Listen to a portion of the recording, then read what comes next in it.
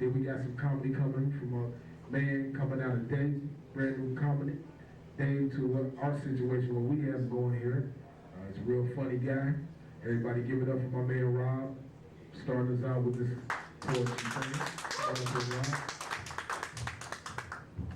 Thank you, sir. First, I'd like to start this out appropriately by acknowledging the creator. Everybody know what I'm talking about. I also like to big up Mark and give him props for his efforts. Come on, everybody, give him a hand. Now, what I would like to do for you, exclusively, one, I would like to wish all the mothers here Happy Mother's Day. Thank you. And secondly, I'd like to let you know what you are. What I'm about to tell you, you probably already knew, but I'm gonna let you know, I know that you know, and you are divine. Woman, you are divine. Can I give you some love and satisfaction? Look out, 'cause here it comes. Some love and satisfaction. It's the duty of every man to give you love and satisfaction. From your mind through into your soul. Every inch and fraction. And it's more than just a physical attraction when a serious woman meets a real action. And when the two of us together, we make a love connection like two birds of a feather who come together as one. And woman, I know that. Woman, you're the doorway of creation. And I'll love you till the day that my judgment comes. And the beauty that your love will project, the children reflect, and a man must select to protect and respect and give honor to every woman if you want to come correct. And give praise to the Almighty, because through him we connect. And when we connect, ooh, your beauty will shine bright like the sun if you become the mother of the future generation to come. And through every generation you give us foundation, because you're the mother of the nation and creation. I just gave you some love and satisfaction.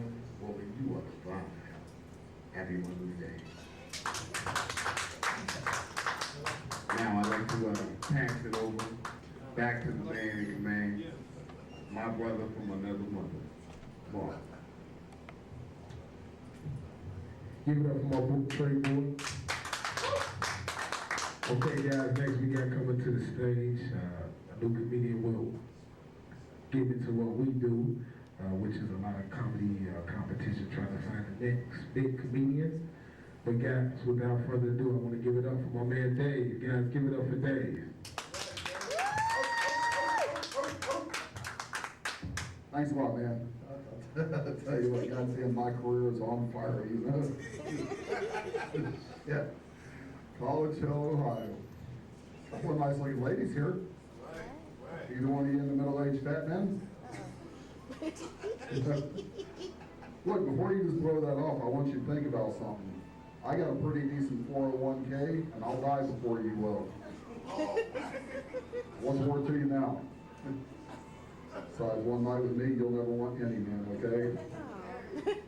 A lot of guys go through life with that fantasy about converting a lesbian. I think I've made a couple. Besides, I'm no jock. We'll just get that out on the table right now. I mean, the closest I come to weightlifting is standing up after dinner, and I don't mind saying it. If I want to sweat, I'll lay to plate of buffalo wings or bend over and tie my shoes, you know? Same result either way. And I know I'm not like huge or anything, but does it all have to congregate right here in one place? Like right before my grandson was born, my wife took a picture of my daughter and I standing belly to belly. We looked like two bulldozers fighting for the same parking space. On the night that he was born, we were all there in the labor room with her, and about halfway through, I kind of dozed off. I woke up, my daughter is in the bathroom, and the damn nurse is back there trying to give me an epidural. I won't laugh, I'm just glad I woke up before she checked to see if I was dilated.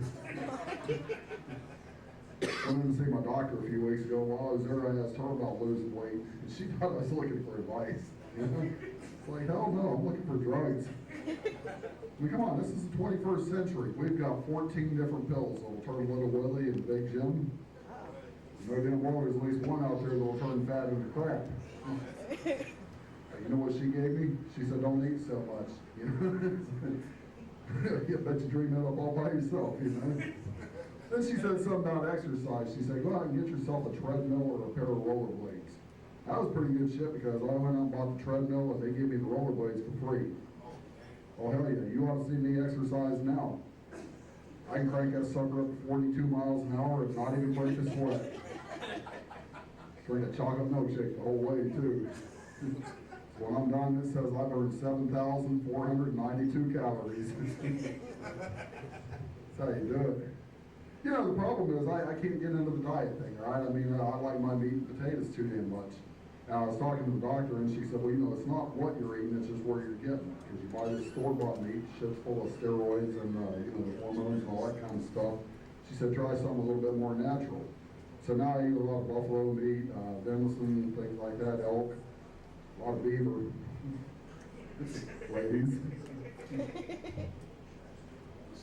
I joke a lot about it. It's tough being fat in a skinny person's world. I mean, I got a little fishing boat at home. When I say little, this boat's weight capacity is printed on my driver's license. Hey, you do the math. Every time I go fishing, I got to take my youngest daughter with me, and she thinks we're bonding, so I score a few father of the year points. And the truth is, she's just there for ballast. Without her in the front, there's no way in hell I'm going in the back. Got on an elevator the other day, and there was already like 6 or 8 people on this thing. As soon as I stepped on, it starts beeping. You know, now everybody's looking at me because they knew what it was doing. You know, looking at me like I'm going to take my fat ass down the stairs. Hell no, I pushed my way in the middle, farted really loud. 6 people got off. Those doors closed with me on the inside. What I want to know though is if 2/3 of the American population is overweight, who the hell put all you skinny people in charge? I mean, seriously, you know, don't look down your nose at me, okay? I'm doing my part to put Golden Corral the fuck out of business. You do, man. It's bad. No, just the other day, I was sitting there minding my own business, you know, eating a Hershey bar. King size, it's my body. Along comes this scrawny little punk. He's covered from head to toe in tattoos. Got more body piercings than a Tasmanian witch doctor. Puffing away on a cigarette, looked at me and mumbled something about self-control. He's right, I got no self-control. I bitch slapped that little bastard. You guys are fun. Turned on the news this morning, the former Wendy's employee is suing the makers of Jägermeister. Seems he drank about a half bottle of that shit one night, woke up the next morning and found a finger in his ass. Oh, damn. He wins on suing Budweiser. All right, applause. How many of you guys would like to kill your damn alarm clock? Those things are evil, you know? Mine's got one of those built-in automatic dream pleasure sensors. You know the kind I'm talking about? Like 1 second I'm laying on a tropical beach, sipping pina coladas, Meg Ryan's nibbling on my ear. I don't look this way in my dreams, all right? About time it starts getting really good, that damn clock starts making noise. And you know the drill, right? You jump out of bed, you run over to the dresser, you smack the snooze button, jump back in bed, close your eyes real fast, and think you're going to get back to the same dream, right? The only now the part of Meg Ryan is being played by Richard Simmons. Oh. That damn clock isn't making a sound. So I don't need an alarm clock. I wake up every morning at exactly 5:45. It's just one of those things. And I don't think it's as much self-discipline as self-preservation. Because my body knows that sometime in about the next 5 or 10 minutes, my wife is going to roll over and put her face right up against mine. Think about it. That time in the morning, her breath is about as fresh as a litter box in July. I'm serious. I sleep with 3 pillows. 2 go under the head and one's a blast deflector. You know? I shouldn't pick on her. She tries. She's got this new perfume that makes her smell like a Krispy Kreme donut. You don't do that to a fat boy. The other night, she thought she was going to be real slick, too. Like, right before we went to bed, she put some in her happy place. Stupid ass, she knows I'm on a diet. That's maybe we're close with all those cops sniffing around. You know, this is a fun job. I gotta tell you, it really is. You know, you get to travel around the country, meet different people, see different places. It's not all glitz and glamour. I mean, 1 week you're in Miami, the next week you're playing in front of 6 people in College Hill. Tommy's gonna pick me up on a motorcycle. Oh my fuck. My bike be fixed next week. My Huffy. Do you like Huffies? No, just everything crazy. Anybody here believe in ghosts? One person, I'm talking to you then. The clapping man. I got a ghost in my house, but he gay. It's not funny, because I'm not. I be laying in the bed and shit at night, and I hear, ooh, I'm gonna get you. I'm gonna get you. As soon as I find out who Keisha baby daddy is, I'm already hoping I'm gonna get you. I be waking up with wedgies and shit in the morning. What the fuck? Nasty shit. I don't know, man. It's crazy, man. Give a round of applause for all the pretty ladies in the house. All the beautiful ladies, give a round of applause for y'all. Fuck y'all. I don't give a damn how cute you is. If you can't make a good thing of Kool-Aid, I don't give a fuck. Shit, it's hard to find good women nowadays. I got a fucked up microphone.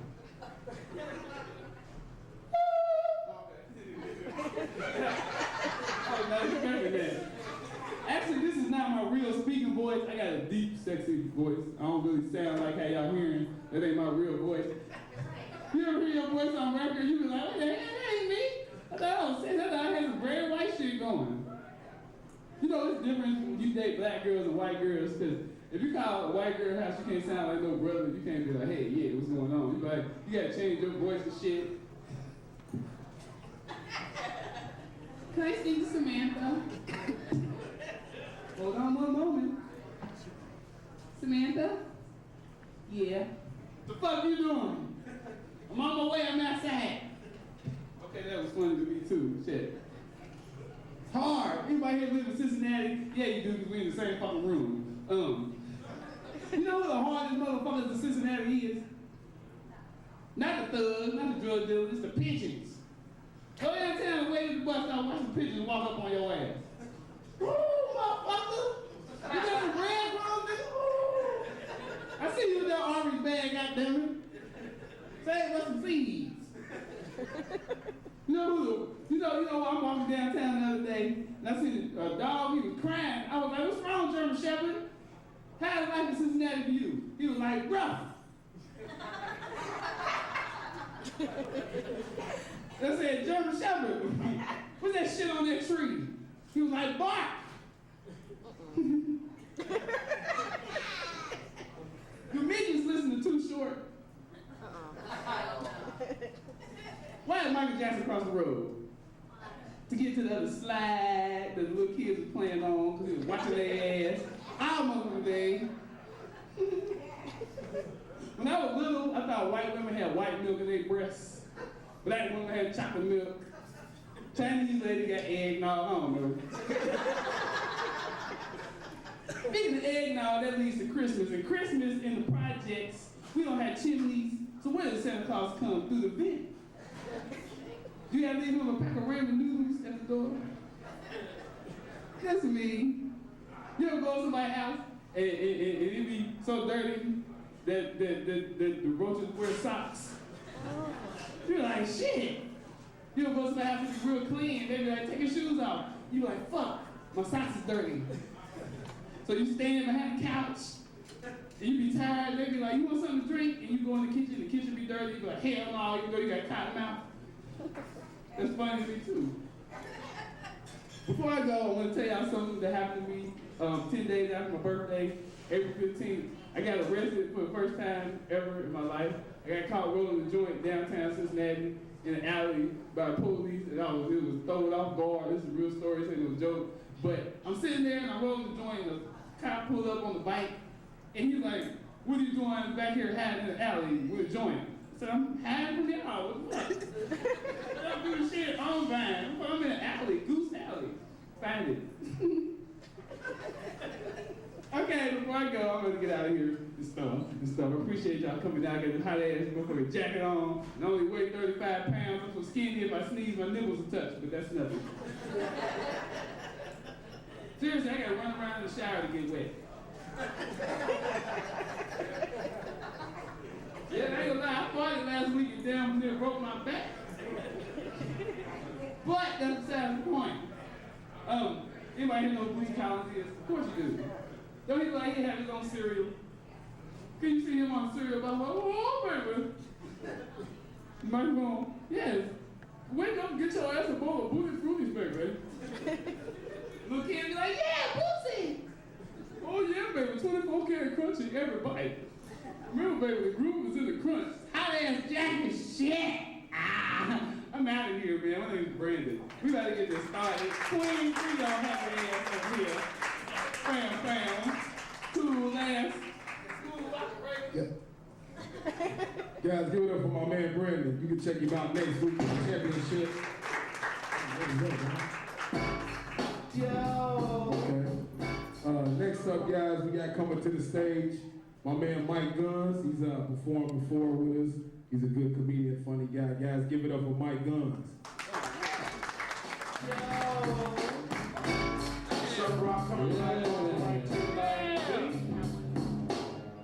Yeah. What's up? Hey, who's getting drunk? Anybody? No. That's probably because the sun's still out, and you would be an alcoholic if you did. I'm still drunk from last night, so we'll see how this goes. Yes. Drunk from last night, all right. Sweet. So, I've been going to college for like 5 years, and I'm finally done with school. Yeah. Thank you. Yeah, for the semester. Probably got like 5 more years to go, I don't know. I go to NKU, Northern Kentucky University. Right and on. Yeah. Right on, yeah. Well, that place kind of sucks. So I decided that I wanted to study abroad, and then I got arrested for stalking. Those broads didn't like me studying them from the bushes. Ridiculous. Yeah, I can't get women. It's ridiculous. And I was watching The Lord of the Rings, and I was like, wow, the microphone just turned off a little bit. Maybe not. No, it's still on. It's still on. Never mind. It's just lower, I think, something. I don't know. So I was watching Lord of the Rings, and I was like, wow, even hobbits can get women and I can't. Whoa. It's ridiculous. But they are hobbit women they're getting, which I would even settle for a hobbit right now. Actually, I think they prefer to be called little people, or whatever. So I don't know anything about women, so I gotta look to the great philosopher of our time, Sir Charles Barkley. Yeah. And he had this to say: in order to get a woman, you need one of 3 things, or all 3, or 2 of them. You either need money, looks, or intelligence. And going down the list, Sir Charles possesses all these qualities. Let's see which ones I possess. Money, I got like $2. I don't think women like going to McDonald's very much on the first date. Looks, I look like an Amish punk, so I don't think that's really appealing to any women out there. I could be wrong, but no. Nobody cheered, so I was right. And finally, the last one, I can't remember that one. Guess I'm not intelligent enough to remember it. Who cares? Yeah, ridiculous. Women. Women are hard to understand, but their tasers are not. It's ridiculous. I get tasered enough as it is. Why? Because I'm part of a minority group in this country. Yeah, I know you're all looking at a white guy. But I'll tell you what minority group I'm a part of. I am left-handed. Yeah! Yeah! Yeah, wait! Left-handed. Yeah! Yeah! Yeah. Left-handed. Yeah, and the right man's trying to keep me down. No. Sorry. Yeah, he does so by coming up with sayings like, if you're right, then you're all right. And if you're left, then you'll be reft. It means to be deprived of something. Those of you who went to Cincinnati public schools. Yeah. Those of you from Kentucky, it means to get not having things that's part of something that I deserve as an American citizen. And if you're from Indiana, well, you're just brain dead. You won't get the joke at all. And I've been deprived of things like scissors, left-handed scissors. They only had right-handed scissors when I was going to school. And so Yeah, I couldn't cut out letters from magazines to form my own words. Like if you put Angela at the end of my first name, I would have the same name as one of the Ninja Turtles. Yeah. And then my professor tells me that has nothing to do with college physics, and I would have failed anyway. He just doesn't understand my left-handed culture. That's right. That's right. That's right. He don't know me. That's right. Yeah. And how do we shake hands in this society? With the right hand. Well, I don't. I always shake hands with my left hand. It's normally pretty awkward. It's like, oh, people don't know what to do. I throw them off. And some people get really upset. This one guy said to me, hey, don't shake hands with that hand. That hand's unlucky. It's like, really? This hand's unlucky right here? What do you call this hand? That's right. Yeah. Is this my lucky hand?